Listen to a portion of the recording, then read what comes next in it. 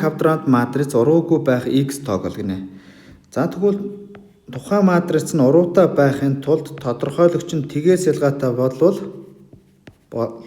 А матрицийн уруу байх юм. Оршин байна. Харин А матрицийн тодорхойлогч нь тэгтэй тэнцүү бол А матриц нь уруугүй байна. За тийм учраас А матрицийн тодорхойлогчийг олъё. За тэгвэл x 2 6 x дээр нэмэх нь 1. За энэний тодорхойлогч нь тэгтэй тэнцүү. За энэ матрицийн тодорхойлогчийг бодчих юм бол x-ийг үрждэг нь x дээр нэмэх нь 1 хасах нь 2-ыг үрждэг нь 6 тэнцүү тэг гэдэг тэгшлээ.